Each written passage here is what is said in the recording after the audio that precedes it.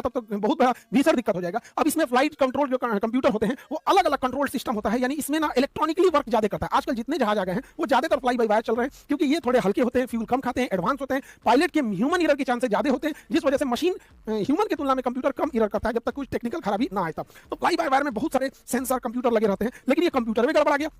तो फ्लाइट को कंट्रोल करने के लिए फ्लाई बाय वायर सिस्टम में कंप्यूटर में जो कंप्यूटर लगा, जहाज में जो कंप्यूटर लगा होता है उसे फ्लाइट कंट्रोल कंप्यूटर कहते हैं। ये 3 टाइप का होता है मेनली। इसी में एक गड़बड़ा गया था जेट ब्लू एयरलाइन का, जिस वजह से वो पिच डाउन कर गया। वो तो समय रहते पायलट ने कंट्रोल कर लिया, नहीं तो जांच में पता चला वो इतना तेज डाइव मारा था कि जहाज का स्ट्रक्चर फेल हो जाता। स्ट्रक्चर मतलब उड़ जाता, थोड़ा एक आध पार्ट उड़ जाता तो फिर काम खत्म हो जाता। अब इसमें कौन सा उड़ा था इसको समझते हैं। तो फ्लाइट कंट्रोल कंप्यूटर में 3 प्रकार के कंप्यूटर होते हैं, एलिवेटर, एलिरॉन कंप्यूटर, ई-लैक, यही वाला गड़बड़ाया था ई-लैक। लेकिन हम समझेंगे इन तीनों कंप्यूटर को, क्योंकि अगर एक गड़बड़ा सकता है तो फ्यूचर में तीनों गड़बड़ा सकते हैं, और फिर समझेंगे इनके कारण क्या था गड़बड़ होने की, अचानक माल फंक्शन कैसे हो गया। तो ई-लैक क्या करता है, ये एलिरॉन एंड एलिवेटर को कंट्रोल करता है। ये पीछे वाला एलिवेटर होता है, ये एलिरॉन होता है। ये जहाज को up and down and roll कराने में बहुत हेल्प करता है। ये पायलट कंट्रोल करता है। अब जैसे पायलट जो है यहां से साइड में से घुमाया तो ये एलिरॉन जो होता है ना, एक ऊपर उठ जाता है और एक नीचे हो जाता है, जिस वजह से जहाज क्या हो जाती है, टर्न कर जाती है। और अगर इस योग को नीचे कर देता है, जहाज पायलट उसे नीचे कर देता है, तो इसके पीछे लगा ये एलिवेटर इसे डाउन करके ले जाने लगता है। इसी ई-लैक कंप्यूटर में गड़बड़ी आई थी और अचानक से वो पिच डाउन कर गया था। हालांकि अगर हम देखते हैं तो दूसरा जो कंप्यूटर होता है उसे कहते हैं स्पॉइलर एंड एलिवेटर कंप्यूटर,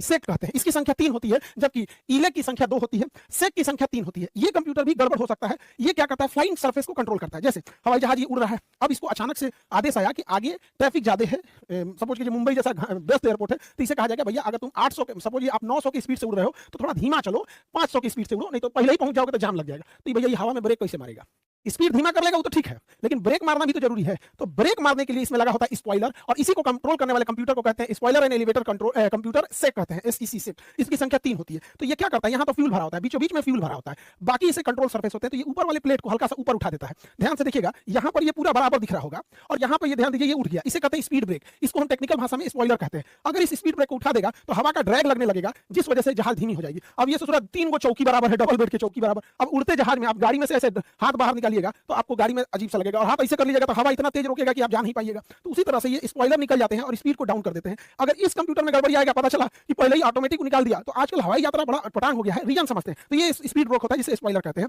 अब ये पायलट है, उसके पास यहाँ पे स्पीड कंट्रोल करने के लिए स्टिक होता है, स्पीड ब्रेक कंट्रोल करने के लिए ये इसको इंगेज करेगा, तो ये जो सरफेस स्मूथ था अब उस सरफेस में स्पॉइलर उठ जाएगा और स्पीड ब्रेक लग जाएगा। ये छोटे रनवे पे भी बहुत जरूरी होता है ताकि जहाज जल्दी रुक सके, और हवा में भी बहुत जरूरी होता है लैंडिंग के टाइम पे स्पीड घटाने के लिए। ये पायलट के पास होता है, ये स्पीड ब्रेक को कंट्रोल करने के लिए। ये कंप्यूटर जहाजों में, फ्लाई बाय वायर जहाजों में तीसरा जो कंप्यूटर होता है, थर्ड कंप्यूटर, उसे कहते हैं फ्लाइट ऑगमेंटेड कंप्यूटर, एफईसी फैक। इसकी संख्या 2 होती है। ये क्या करता है इसे भी समझते हैं। हालांकि इसमें गड़बड़ बस एक हुआ था जेट ब्लू वाले में, लेकिन हम तीनों को समझते हैं। ये बेसिकली टेल को कंट्रोल करता है। ये बहुत जरूरी है टेल, ये ऊपर नीचे ले जाने में भी हेल्प करता है, दाहिने बाएं मुड़ाने में भी हेल्प